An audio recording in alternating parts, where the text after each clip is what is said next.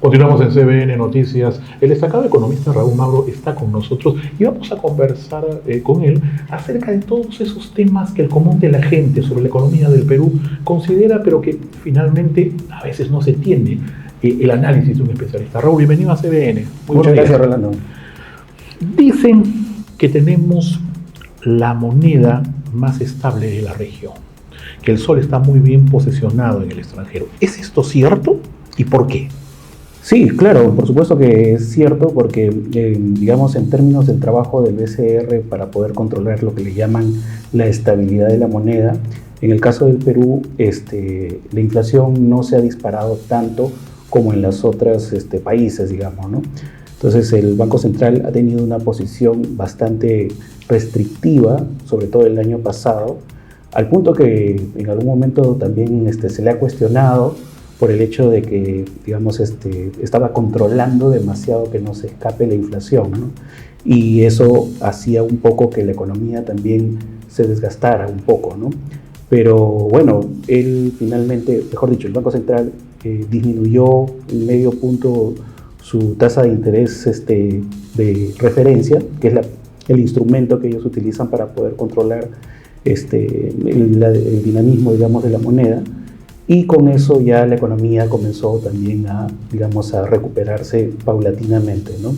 Entonces, podríamos decir que el trabajo que se ha hecho aquí en el país ha hecho que la moneda se mantenga, pese a los impactos inflacionarios que venían desde afuera, que se pudiera controlar bastante, digamos, como si se estuviera controlando un caballo, digamos, que no se vaya a desbocar, ¿no? Algunos dicen, ¿por qué Julio Velarde, gobierno tras gobierno, sigue teniendo, pues, de una u otra manera, estando a la cabeza del BCR? Esto es positivo, finalmente, por el resultado, pero ¿es normal? Bueno, hay que recordar que Velarde ha tenido muchos reconocimientos como banquero, digamos, destacado por firmas ahí especializadas a nivel internacional, y es que hay que ver que el Banco Central no es solamente Velarde, ¿no?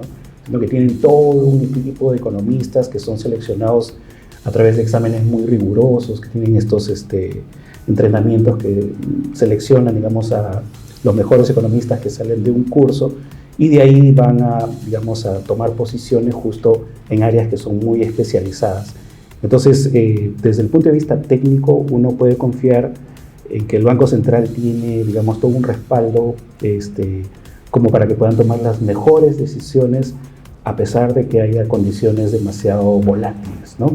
Ahora, las condiciones son bastante difíciles, o sea, tampoco es que seamos un país, digamos, próspero económicamente, o sea, muy significativo a nivel internacional, como para decir, bueno, o sea, pese a que están controlando bien la política monetaria, que no nos va a afectar, porque de hecho el año pasado la inflación superó el 8%, y eso, en términos de del objetivo que tienen de no superar la banda del 3%, podría sonar a un fracaso. Pero el tema fue de que las condiciones internacionales fueron muy graves. Pues hay que recordar que estaba la guerra con Rusia y Ucrania y bueno, y otros problemas que se comenzaron a dar a nivel internacional que afectaron, digamos, la canasta importada, se le llama, de productos que nosotros recibimos acá en el país, ¿no? Entonces es como que estamos en un barco pequeño, pero el Banco Central de Reserva ha tomado las mejores decisiones para controlar, pero que nos íbamos a mojar, nos íbamos a mojar. Ahora, en abril de este año, la política tuvo sus resultados, ¿no? O sea, se logró contener la inflación y otra vez hemos retornado a lo que le llaman el rango meta, es decir, que estamos debajo del 3%. Y eso es como que estuviéramos con una temperatura de 37 grados centígrados. O sea, estamos sanos, ¿no? Estamos sanos. Ahora, sanos pero al borde, digamos.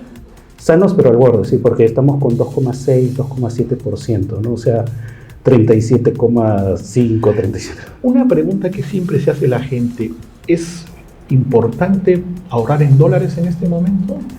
Bueno, el Perú, como política de buscar que más bien la gente no utilice el dólar, siempre ha sido, digamos, una norma, porque más bien el dólar últimamente ha tenido un comportamiento muy volátil, y entonces Y prueba de ello es que la moneda del sol ha estado creciendo, digamos, y también los capitales que se han invertido en soles han sido cada vez más importantes. Entonces, lo que se ha buscado más bien es promover, ¿no?, el uso, digamos, y darle con eso la fortaleza a la moneda del sol frente al caso del dólar. Eso no va a limitar que mucha gente quiera, digamos, tener algunos ahorros en dólares y poder hacer algunas compras en dólares, ¿no?, dadas las condiciones del mercado.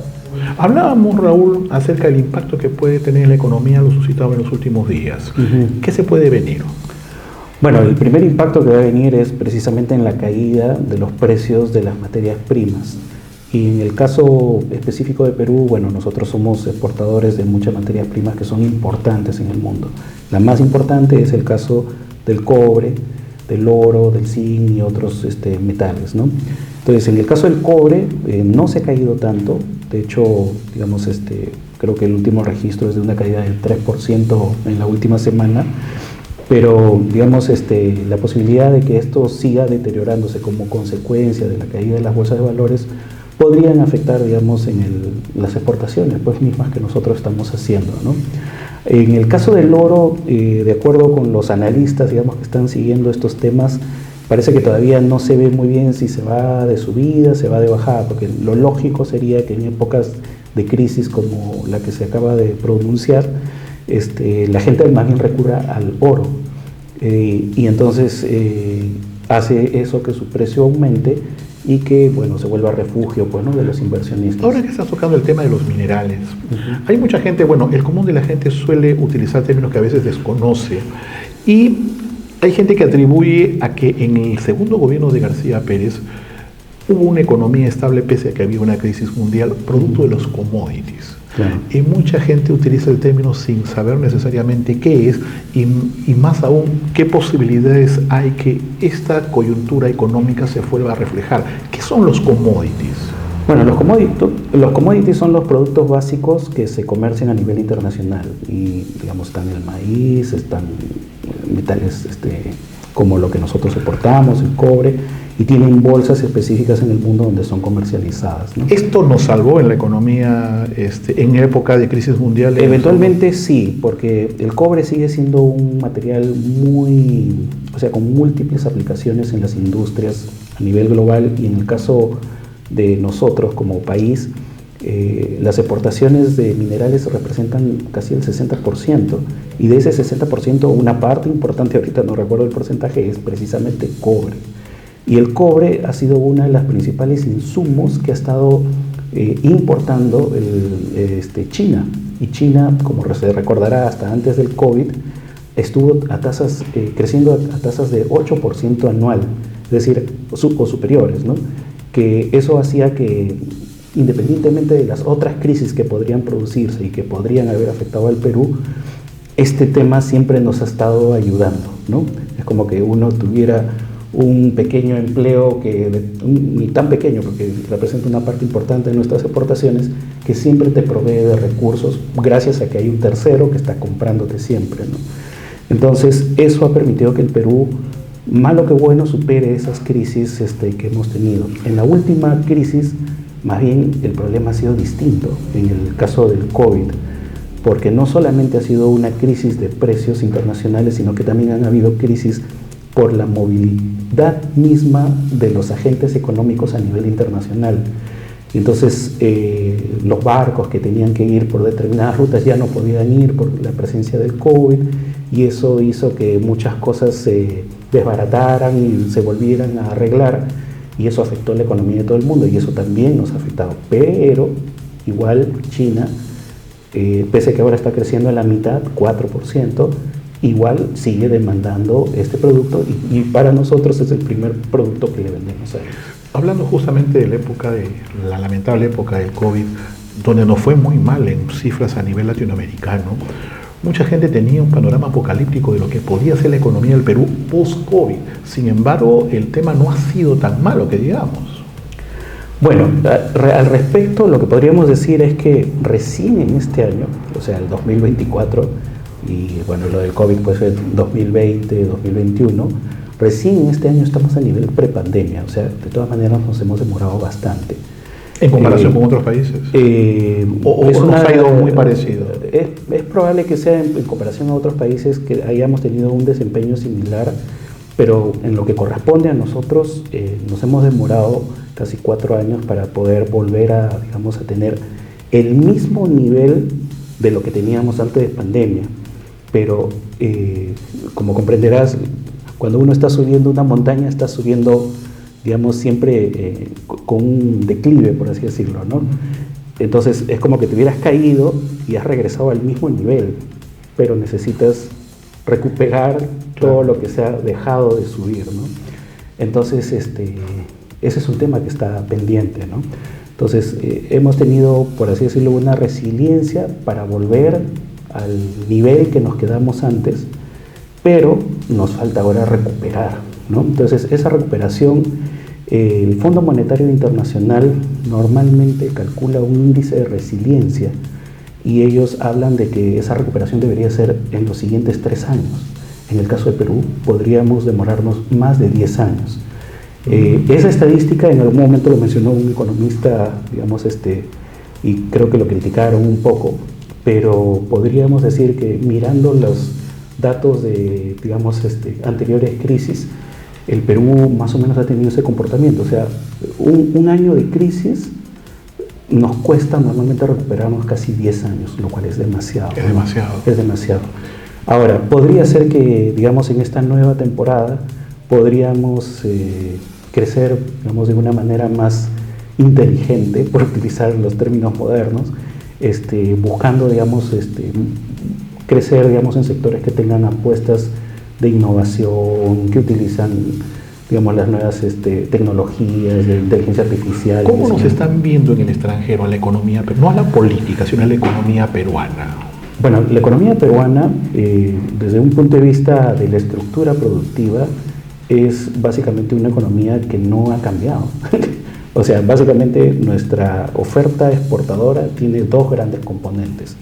Un primer gran componente son las materias primas y el otro gran componente son nuestras agroexportaciones industriales y, bueno, y algunos otros sectores novedosos, digamos, que han estado, digamos, entrando a competir, ¿no?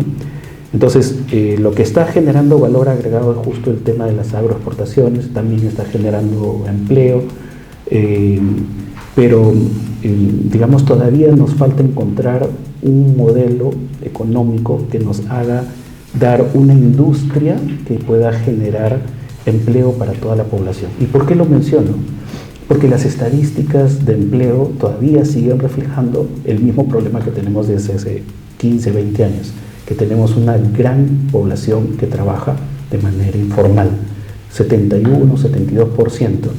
Y de ese 71, 72%, 39% son independientes, o sea, personas que trabajan de manera autónoma, ¿no? Entonces,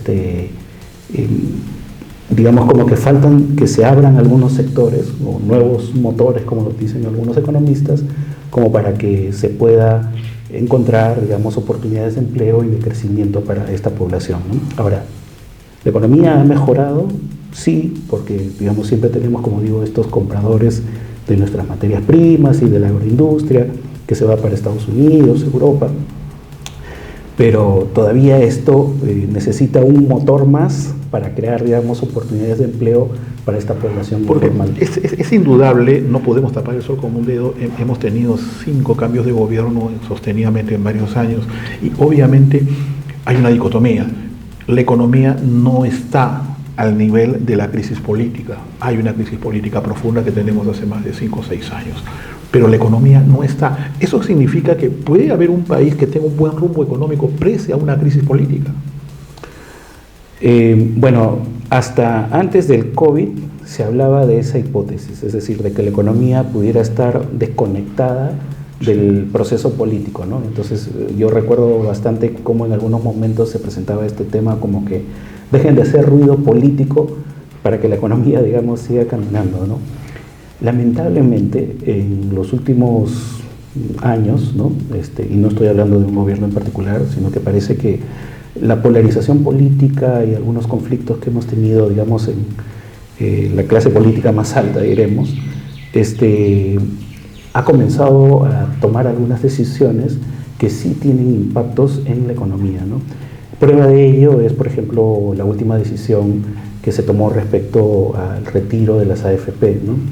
Entonces, siendo, digamos, el tema del retiro de la AFP una cuestión que podría ser necesario para parte de la clase media y que trabaja, digamos, en el sector formal, era una decisión demasiado arriesgada o difícil porque... ¿Lo consideras así? Porque sí, porque el problema era que se estaba afectando, digamos, las inversiones que tiene pues un sector importante, digamos, de fondos de las AFP para financiar diferentes obras públicas. Y hoy que ha pasado tiempo y que la gente retiró, a muchos todos, ¿consideras que fue una decisión apresurada, tal vez irresponsable? No, o sea, es una decisión compleja, yo diría eso, porque siendo una cuestión necesaria para la clase media y que estaban pues con problemas de endeudamiento y otras necesidades fruto también de la crisis y la falta de recuperación de empleo, al mismo tiempo, digamos, las entidades que evalúan la calidad del crédito que tienen los países, el riesgo país, ellos, digamos, no descansan, independientemente de los problemas internos. Si hay una decisión que afecta el entorno, digamos, de inversiones, entonces ellos rápidamente pueden reaccionar. Y de hecho lo hicieron, ¿no? Entonces, una semana después nada más que se tomó esa decisión. Que cobramos. Y que cobramos, digamos, la mayoría, ¿no? Inmediatamente el Poder Ejecutivo anunció de que no iba a observar esa norma y que lo iba a sacar. Y a los 3 días nos bajaron un grado, digamos, en nuestra calificación de crediticia a nivel internacional, ¿no? Afortunadamente solo fue una entidad. Pero fue una decisión, esto es algo que se va, el hecho de que mucha gente haya sacado casi todo su dinero, ¿esto se va a ver reflejado en algunos años en perjuicio? Claro, o sea, definitivamente va a perjudicar, digamos, en el tema de las pensiones. Que no lo vemos ahora, pero lo vamos a ver. Que no se ve ahora. Ahora, y habría que esperar que esa población que ha retirado ese dinero tenga todavía su empleo formal, digamos, hacia el futuro, porque dadas las actuales condiciones en que más bien hay una, digamos, tendencia más bien a que haya una mayor flexibilidad, entonces mucha gente podría ya no recuperar su fondo con nuevos ingresos formales. Y con años difíciles sin tener un feedback, ¿no? Totalmente. Raúl, muchísimas gracias con tus conocimientos, aclarar algunos conceptos que teníamos, a veces en las redes sociales comentan y vemos, así que muchas gracias por esta entrevista, por tu tiempo y ojalá tenerte más frecuentemente aquí, CB Noticias, tu casa. Muchas gracias. Muchas gracias. Muchas gracias, Rolando. Raúl Mauro, destacado economista, estuvo aquí en CB Noticias. Ya volvemos.